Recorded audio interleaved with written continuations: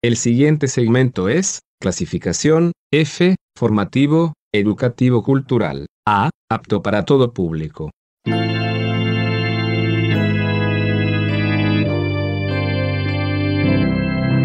Bienvenido a Hora de Estudio Bíblico con nuestro maestro el Dr.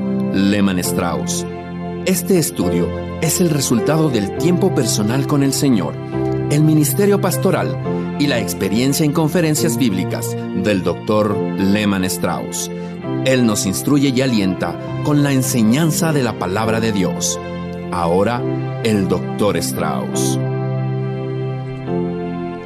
Muchas gracias por estar una vez más con nosotros. Estamos considerando el libro de Daniel y hoy vamos a ingresar en el capítulo 4. Espero, querido oyente, que usted lo haya leído con anticipación para estar en mejores condiciones de comprender lo que pretendemos comunicar con el ministerio de la palabra de Dios. Todo este capítulo 4 del libro de Daniel es en un sentido autobiográfico. Nabucodonosor cuenta aquí su conversión a Dios. Los detalles son válidos y auténticos, su testimonio personal pertenece cronológicamente, yo diría, al final del capítulo, porque su conversión fue el resultado de las experiencias registradas en la primera parte del capítulo. En mi estudio de esta parte del libro de Daniel, llegué a la conclusión de que Nabucodonosor llegó a ser un convertido, un hombre verdaderamente salvo. Yo espero encontrarlo en el cielo. Ahora, lea este capítulo con gran cuidado y tenga en mente que es un hecho o fue un hecho real. Es la última vez que tenemos en acción a Nabucodonosor en el libro de Daniel y para mí este es el relato de lo que Dios hizo por su alma. Su testimonio me recuerda al salmista cuando dijo en el Salmo 66, 16, «Venid, oíd todos los que teméis a Dios, y contaré lo que ha hecho a mi alma». Aquí conoceremos a un nuevo Nabucodonosor.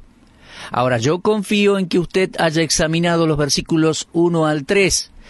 Estos son como una introducción, como un preámbulo a lo que sigue. Es la declaración de un rey a todas las personas de su imperio, un documento de Estado. Es uno de los pocos documentos de Estado que se encuentran en la Biblia. Por lo tanto, desde el punto de vista histórico, este capítulo es extraordinario. La declaración inicial identifica al autor y a la gente a quien ese documento está dirigido. Tiene todas las características de un edicto real. Note el estilo extravagante en la frase Nabucodonosor, rey, a todos los pueblos, naciones y lenguas que moran en toda la tierra. Aunque Nabucodonosor era sincero al desear que su edicto sea proclamado universalmente, él ciertamente sabía que había áreas inexploradas sobre las cuales Babilonia no ejercía autoridad. Pero a favor del rey podemos decir que él dio mucha importancia a su experiencia espiritual. Él quería que todo el mundo supiera lo que Dios había hecho en su vida y por su alma. Toda vez que Dios salva a un hombre, ese nuevo convertido se convierte en un testigo. Y si un hombre no testifica, entonces podemos dudar de que haya experimentado una verdadera conversión. Creo que es casi criminal que un hijo de Dios retenga el mensaje de salvación que debe comunicarse a los pobres pecadores perdidos. Para el rey no era un asunto pequeño renunciar a sus dioses paganos y declarar su fe en el verdadero Dios de Israel, pero lo hizo, y lo hizo con valentía y buen gusto. Comenzó con estas palabras: «Paz os sea multiplicada». Él reconocía que había muchos en su imperio que no estaban en paz con Dios, y creo que él sinceramente deseaba que ellos pudieran tener aquella paz que él ahora experimentaba. Él le dijo a la gente que pensaba que era justo y apropiado que supieran lo que Dios había hecho por él. En el versículo 3 dice: «Cuán grandes son sus señales y cuán potentes sus maravillas. Su reino sempiterno, y su señorío de generación en generación». El rey estaba profundamente impactado con su liberación y el poder de Dios. El Dios de la creación, que también es el Dios de la redención, es el Dios de señales y maravillas. Era algo realmente impactante que en Babilonia, que era el punto de comienzo de la idolatría humana y adoración pagana, surgiera un poderoso testigo para Dios. Siglos más tarde el apóstol Pablo testificaba cómo en las edades pasadas él ha dejado toda la gente andar en sus propios caminos, si bien no se dejó a sí mismo sin testimonio. Lo podemos leer en Hechos 14, 16 y 17. Este capítulo 4 del libro de Daniel es el más notable porque el testigo de Dios no era un profeta judío, sino un rey de entre los gentiles que surgió en medio de la idolatría pagana. La historia revelará que de vez en cuando Dios ha levantado un testigo suyo en diferentes lugares y por medio de fuentes insospechadas. A menudo ese testigo ha demandado la atención del mundo. Aun cuando una nación como Israel, que fue depositaria de la palabra de Dios, haya fallado en su testimonio, Dios hará que su testimonio sea conocido. Durante la cautividad de Israel, Dios envió desde el palacio imperial de Babilonia, por medio del decreto del rey Nabucodonosor, un testimonio brillante y glorioso de su soberanía y gracia salvadora. Para aquellos que ya somos salvos, tenemos aquí el desafío de testificar fielmente de aquel que nos salvó. Todos podemos aprender una lección de Nabucodonosor. Él expresó públicamente su gratitud por la salvación que Dios le había dado. Y luego escuchamos al rey contar su salvación a todo el mundo. Ahora bien, avancemos al relato de un sueño que el rey tuvo y que lo conduciría a su conversión. Por favor, tenga su Biblia abierta en el capítulo 4 del libro de Daniel y observe conmigo versículos 4 al 16. Los detalles del edicto real comienzan en ese punto. Todo sucedió después de sus exitosas campañas militares. Aquellas ahora son historia, son pasado, y sin más naciones y tribus para conquistar, Nabucodonosor se relajaba en su palacio en medio del lujo. Puedo imaginarme con qué orgullo y arrogancia él se mostraba ante las naciones más débiles que había conquistado. Y no perdamos de vista el hecho de que este hombre había escuchado la verdad de Dios y que había tenido repetidas oportunidades para volverse a Dios y conocerlo. Su contacto con las cosas de Dios vino desde la cautividad, cuando aquellos jóvenes piadosos judíos fueron llevados a la corte real para ser entrenados en las escuelas babilónicas. Ciertamente que debe haberse impresionado con el testimonio de Daniel y sus amigos cuando rehusaron comer la comida del rey. Y así ellos llegaron a ser inteligentes, brillantes y físicamente adecuados. Ciertamente Nabucodonosor vio a Dios obrar en Daniel cuando aquel joven hebreo interpretó el sueño allá en capítulo 2 y predijo el curso completo de la historia de las potencias gentiles. Ciertamente, como vimos en el capítulo 3, Nabucodonosor observó una demostración del poder de Dios en la preservación milagrosa de los 3 jóvenes hebreos en el horno de fuego. Todo esto junto debe haber ido impresionando al rey, y vino de él un reconocimiento verbal al Dios de Israel, pero con todo lo que él había visto y oído, su corazón todavía no había cambiado.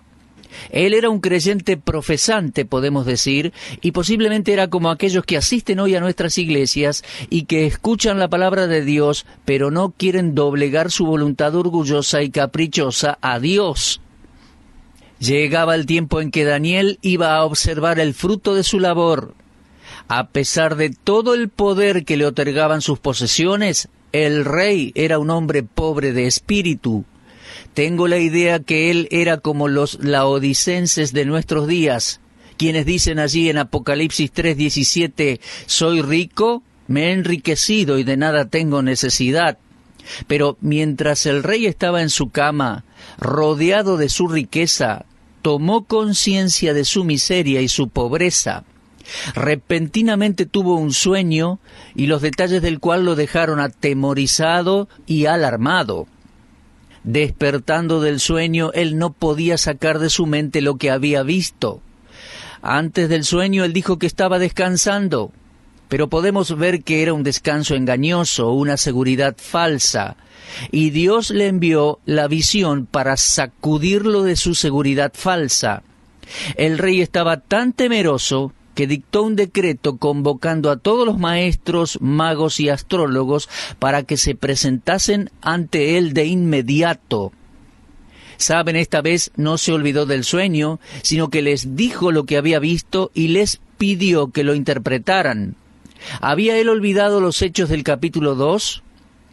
Estos hombres sabios de Babilonia no habían sido capaces de interpretar el sueño anterior.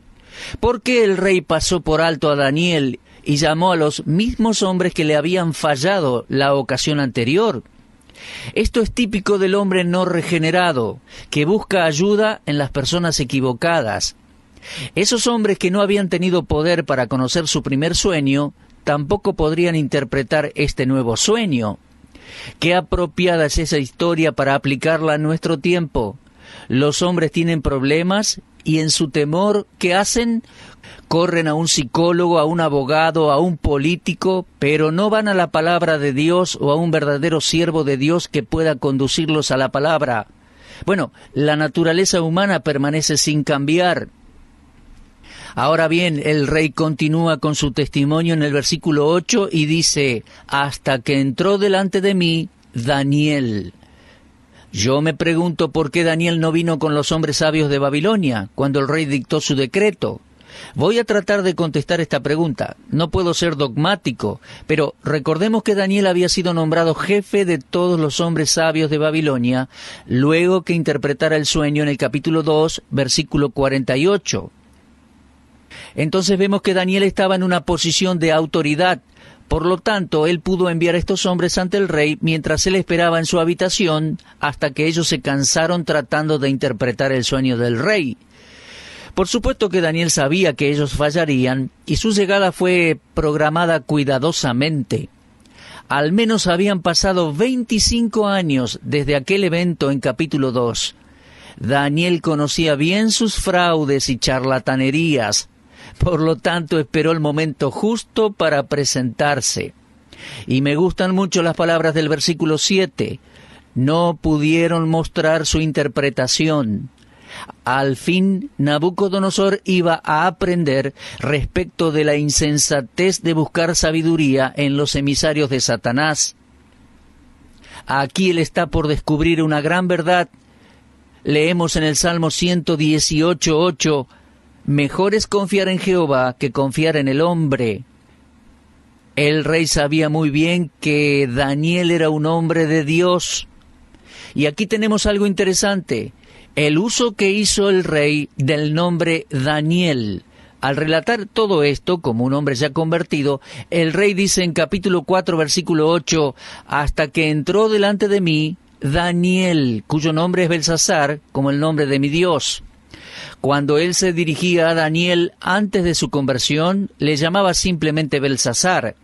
Observe esto en los versículos 9, 18 y 19. Aquí está otra de las muchas evidencias de la inspiración verbal de la Biblia. Y luego de la conversión de Nabucodonosor, que resultó luego de un severo juicio de Dios, él no diría o haría nada que pudiera entristecer a Dios. Así que le llamó Daniel. 2 Corintios 5:17 dice, si alguno está en Cristo, nueva criatura es. Las cosas viejas pasaron y aquí son todas hechas nuevas. Lo digo nuevamente, me inclino a creer que este es un relato de conversión genuina de Nabucodonosor. En los versículos 10 al 16 tenemos la sustancia del sueño del rey. Él lo relató a Daniel y le dijo que había visto un gran árbol alto y fuerte y su copa llegaba hasta el cielo y sus ramas abarcaban toda la tierra. La importancia, podríamos decir, ecuménica del árbol está indicada por el hecho de que era visible a toda la tierra. Observe en el versículo 11, luego lea el 12 y dice, había en él alimento para todos y se mantenía de él toda carne. Observe la importancia ecuménica de estos dos versículos. Mientras que el árbol en su asociación primaria representaba al rey y su reino de Babilonia, no debemos perder de vista el hecho de que el libro de Daniel es profético además de histórico. En su imagen primaria el árbol predecía la caída de Nabucodonosor y de Babilonia, pero en su anticipación profética, el árbol describe el alcance ecuménico del espíritu de Babilonia y el poder gentil en los últimos días y su caída final. Ahora bien, las Escrituras ofrecen numerosas ilustraciones de árboles representando a un hombre o a una nación, o bien a ambos, como un cuadro de un reino terrenal. En primer lugar, un hombre, Salmo 1:3, dice, será como árbol plantado junto a corrientes de aguas. En segundo lugar, fíjese por favor, Salmo 37:35, vi yo al impío sumamente enaltecido y que se extendía como laurel verde. En tercer lugar, leemos en el Salmo 52:8, pero yo estoy como olivo verde en la casa de Dios, en la misericordia de Dios confío eternamente y para siempre. Y en cuarto lugar, leemos allí en el Salmo 92:12, el justo florecerá como la palmera, crecerá como el cedro del Líbano. Vemos como los árboles en la Biblia entonces se utilizan para representar hombres y naciones. Algo parecido tenemos finalizando el capítulo 10 de Isaías y comenzando el 11 dice que retoñará de sus raíces. Ese será el rey de Israel, el hijo de Isaí, el hijo de David. Bueno, pero regresemos ahora al relato del sueño, allí en Daniel capítulo 4, versículo 13. Vi en las visiones de mi cabeza, mientras estaba en mi cama, que he aquí un vigilante y santo descendía del cielo y clamaba fuertemente y decía así, derribad el árbol y cortad sus ramas, quitadle el follaje y dispersad su fruto. En este punto hay un cambio significativo en el texto. Cuando Nabucodonosor describe el árbol, dijo, había en él alimento para todos y se mantenía de él toda carne. Sin embargo, cuando el ángel da su orden, dice, derribad el árbol y cortad sus ramas y dispersad su fruto y las aves de sus ramas. Versículo 14. Lo que el ángel dijo le aclaró al rey la personificación de ese árbol y que representaba a un hombre, y fue esta revelación que atemorizó a Nabucodonosor. Ahora, en los versículos 15 y 16 tenemos el relato del sueño en su conclusión. El árbol no sería completamente destruido. Sus raíces permanecerían en la tierra para luego surgir nuevamente. Como el tema se cambió del árbol al hombre, había esperanza para aquel hombre. Si había una oportunidad para aquel árbol, entonces en su interpretación había esperanza para el hombre a quien el árbol representaba.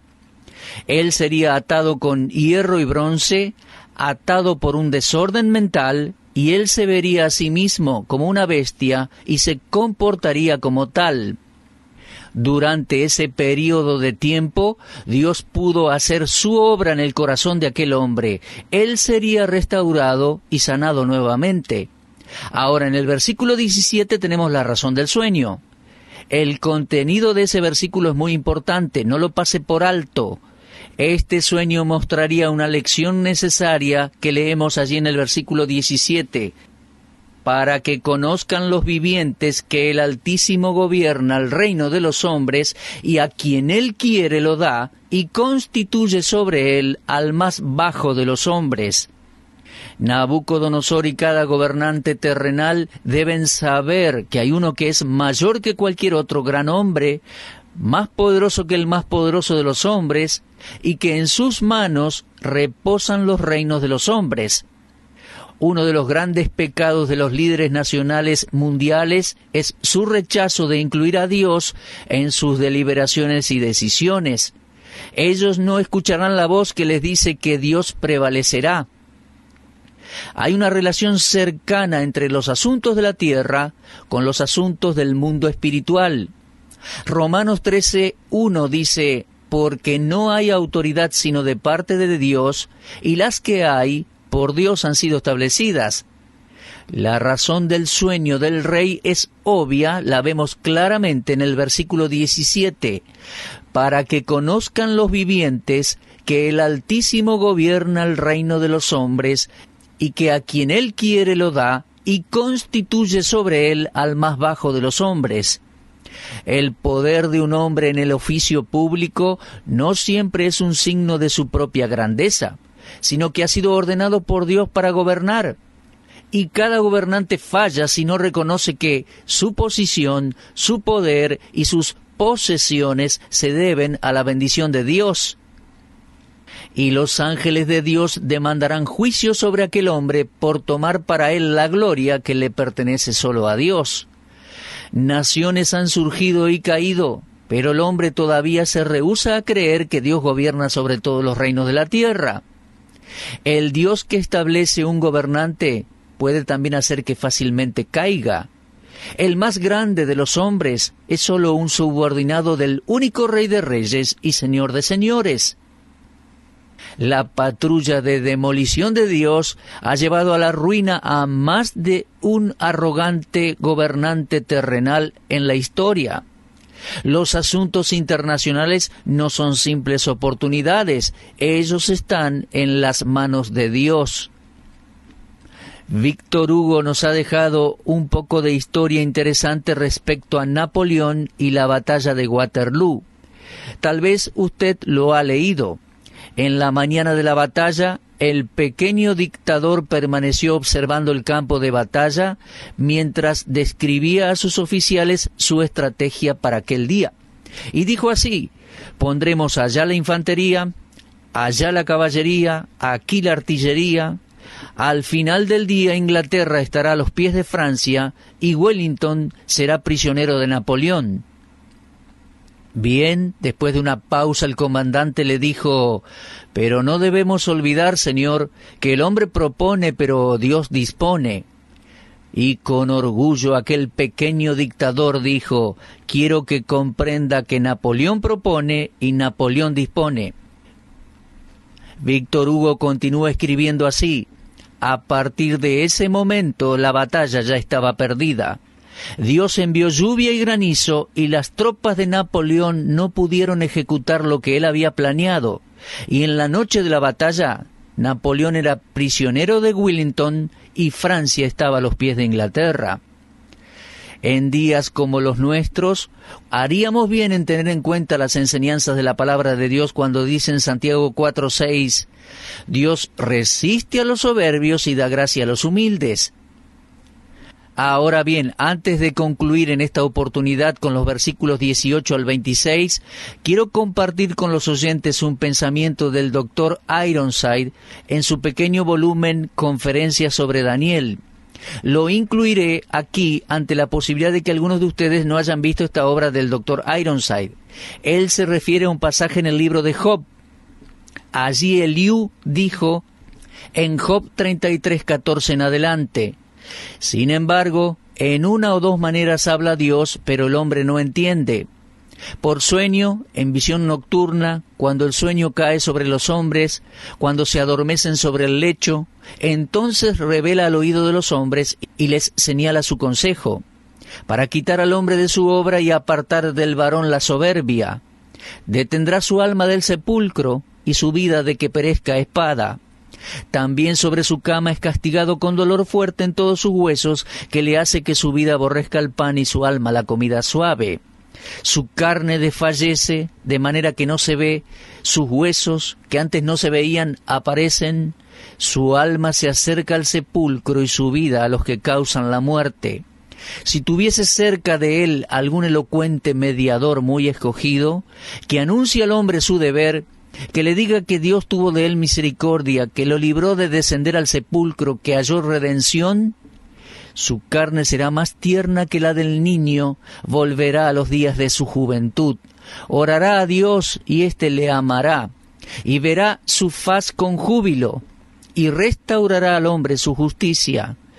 Él mira sobre los hombres, y al que dijere, pequé y pervertí lo recto y no me ha aprovechado, Dios redimirá su alma para que no pase al sepulcro, y su vida se verá en luz. He aquí todas estas cosas hace Dios 2 y 3 veces con el hombre, para apartar su alma del sepulcro y para iluminarlo con la luz de los vivientes.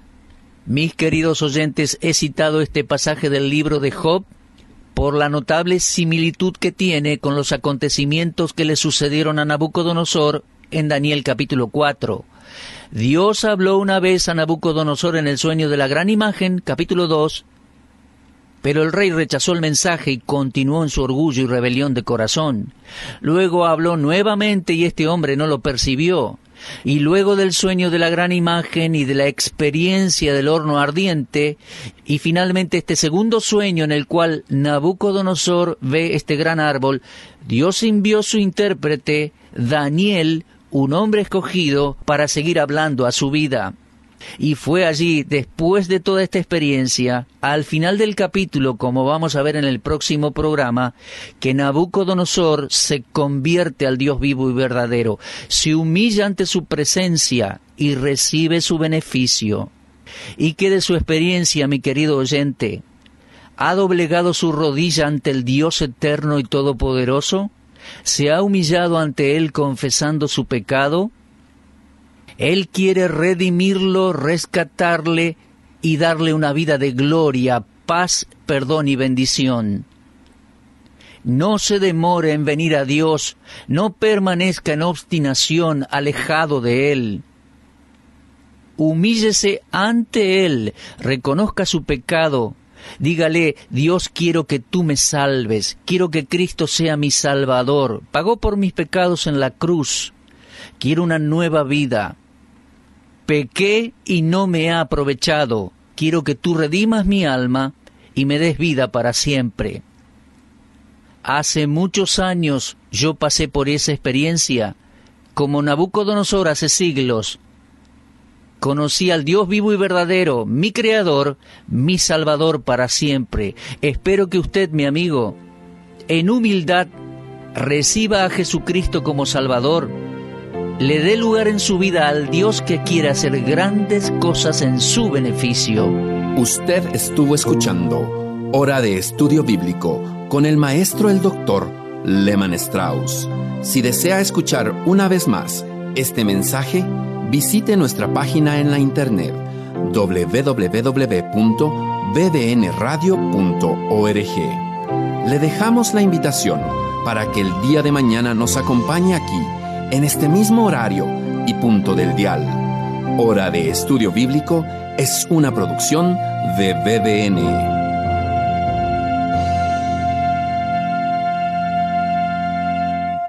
Ingrese a nuestra sala de chat para hacer la consulta espiritual que desee.